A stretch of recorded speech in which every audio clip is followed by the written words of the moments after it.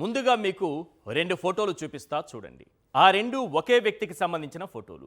జైలుకు వెళ్ళక ముందు వల్లభనేని వంశీ, జైలుకు వెళ్ళిన దాదాపు 100 రోజుల్లో వల్లభనేని వంశీ. పోలిక ఏమైనా ఉందా? 3 నెలల్లోనే ఇలా ఎందుకు అయిపోయారు? కనీసం నడవలేని స్థితిలోకి ఎందుకు చేరుకున్నారు? వల్లభనేని వంశీకి జైలులో ప్రాణహాని ఉందా? 3 నెలల క్రితం వంశీ భార్య పంకజశ్రీ ఇదే అనుమానం వ్యక్తం చేశారు. 100 రోజులవుతున్నా ఆయన జైలులోనే ఉన్నారు. ఒక్కో కేసులో బెయిల్ వస్తున్నా బయటకు రాకుండా కొత్త కేసులు పెడుతూనే ఉన్నారు. ఆయన పదే పదే అనారోగ్యానికి గురవుతున్నా వైద్యులు మాత్రం ఆయనకు అంతా బాగానే ఉందని సర్టిఫై చేయడం చూస్తుంటే అనుమానాలు మరింత బలపడుతున్నాయని వైఎస్ఆర్సీపీ నేతలే అంటున్నారు. ఇది పైశాచిక ఆనందం కాక మరేంటని నిలదీస్తున్నారు. అసలు వంశీకి జైలు నుంచి విముక్తి ఎప్పుడు? ఈ అక్రమ కేసుల పరంపరకు ముగింపు లేదా?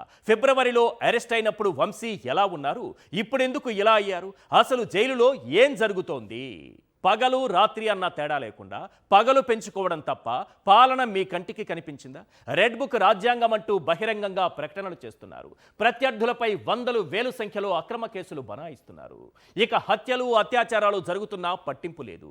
చంద్రబాబు సారథ్యంలో కూటమి ప్రభుత్వం అధికారంలోకి వచ్చాక 390 హత్యలు జరిగాయి. 766 మంది వైఎస్ఆర్సీపీ నేతలు కార్యకర్తలపై హత్యాయత్నాలు జరిగాయి.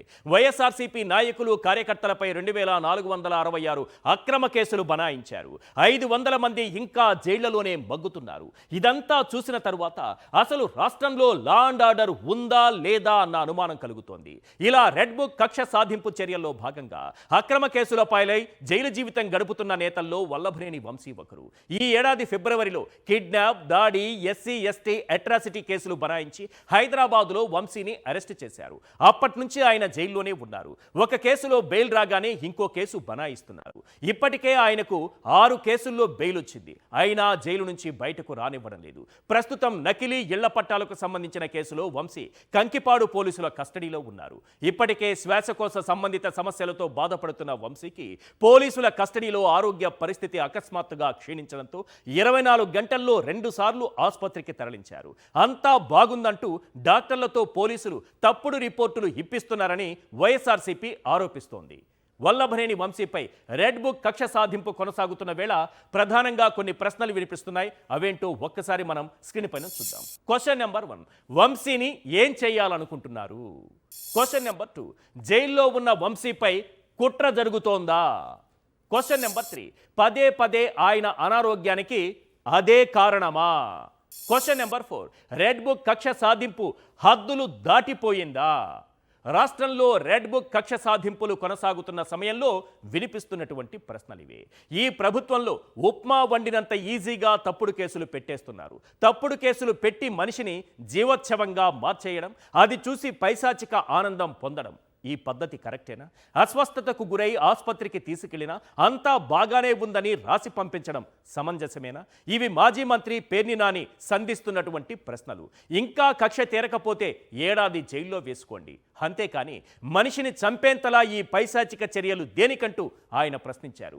ఈ కేసులన్నీ కక్ష సాధింపులో భాగమేనన్నది చూస్తున్న ఎవరికైనా అర్థమైపోతుంది.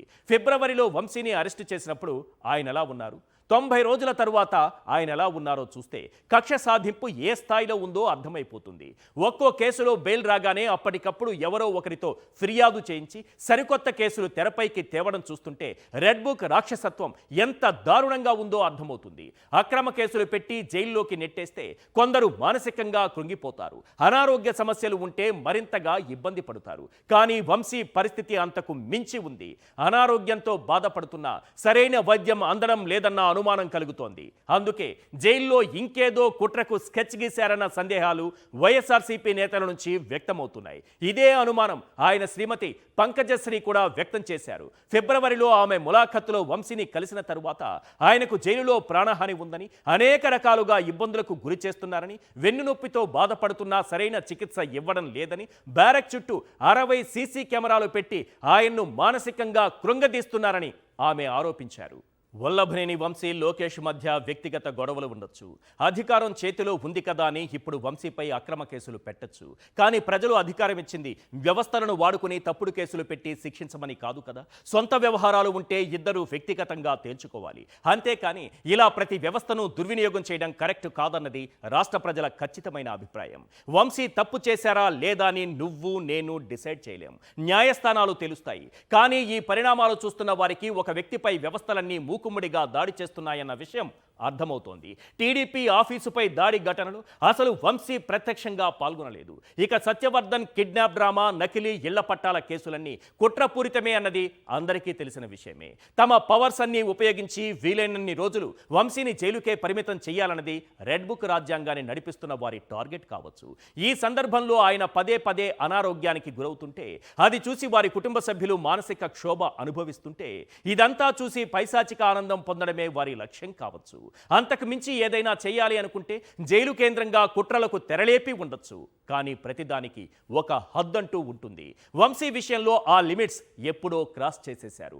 ఇక్కడ గుర్తుంచుకోవలసిన విషయం ఏంటంటే, అధికారం శాశ్వతం కాదు. మహా అయితే ఇంకో 4 ఏళ్ళు.